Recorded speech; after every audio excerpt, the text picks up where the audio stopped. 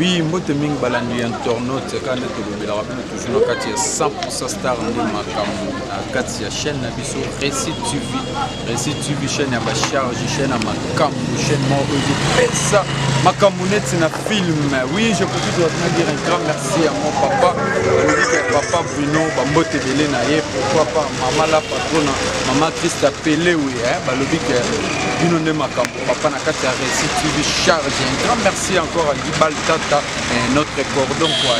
Pourquoi pas de Douglas bambote belé na ye balobi que quel chat bali ya mwindo. Oui, fidèle internaute, aujourd'hui on parle des bonnes années, des bonnes fautes. Comment ça se passe ici à RDC. Donc je suis maintenant à Kisensu balobi que nanga na tambola donc je suis descendu à Kisensu na ye bana Kisensu na vivaka ndenge nini en fait ça moko ezoleka ndeni na kati ya Kisensu nazotambusa micro na ngai de tumesana toujours kotambusa micro na biso donc toyoka envie ya moko na moko so bazolobela nini mpona makambo ya ba fête ezoleka ndenge nini na kati ya mboka. Restez toujours avec nous avec notre émission 100% Star. Comme je vous dis que moi je suis toujours Hassan Mboma, Hassan J Mboma et mon numéro c'est plus de 143 81 41 78 007. Un grand merci à tout le monde, un grand merci à ma tante Anne-Marie Mboma, un grand merci à Yaboua Veboa Mboma Palangana, un grand merci à lui, un grand merci à Bijou Mboma, Élisée Mboma. Oui, je marche de Bakato sur ma vie à Moko na Moko, les Makamamo et ce tambour. Tu as mon maman la biso, Azoteka Batendo, Azoteka Bilo. Bonjour maman. Vous allez bien?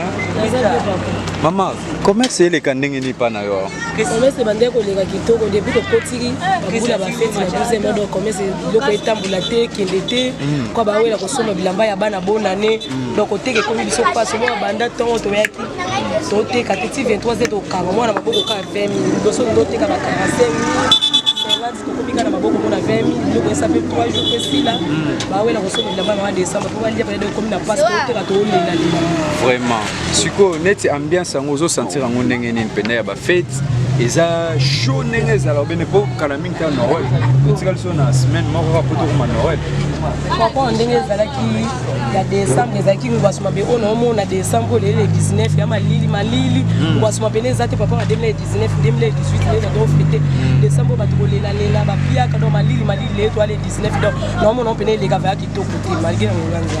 OK, merci maman, to sepeli na vie. Ça va papa, merci beaucoup maman. OK, merci.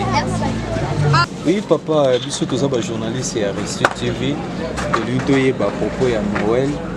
Marché zoki ndenge nini po to moni ozoteka bilamba oza na boutique. Toza ana commune Kisensu. Ba moto lui toye ba bino ba bilamba. Ozoteka po te ko ba fête des agents ozoteka na makasi.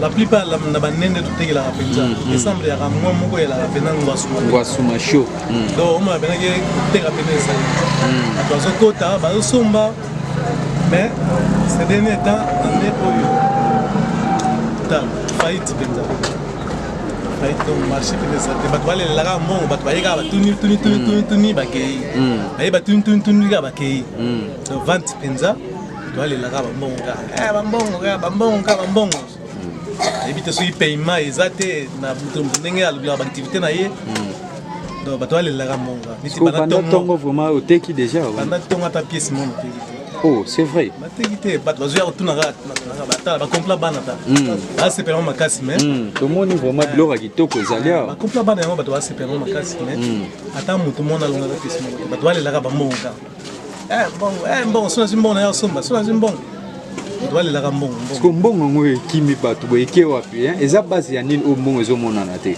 bon mambo etambola bien bon tolo beza vie sociale so eza malamu nyonso azofuta bien pa yazali esalaki mbongo eza na circulation si sikoyo toloba vie sociale soki eza malamu te moye bato bazala pena en forme ya mbongo etali ke moto asala état de besoin eza te surtout eloko ezobonga biso na kati ya maboko eza misala Ils ont pas. Oui. Donc la plupart des bateaux travaillent baza muke. Ba travailler baza belé. Il y a un moment na mamuita mula malamu. Et senga ba travailler baza ngata mboka po mamuita mula malamu. OK. D'accord. Merci beaucoup papa to sepeli na maloba na yo. Ebi ke mission na biso etala maka partout. Dans ko libanda ya mboka ya kati partout ba kolanda biso pour to sepeli makasi. Vraiment na pense. Donc vie sociale les ala bien ngata mboka. Et surtout ba travailler bazala. So ba travailler bazate mamuita mula malamu te.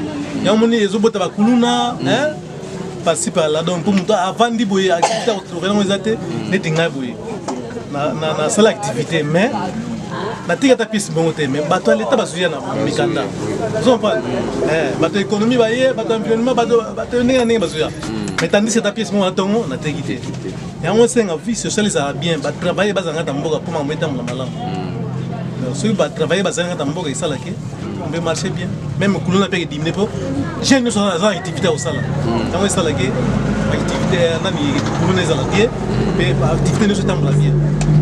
OK, merci beaucoup papa to sepeli. Merci beaucoup.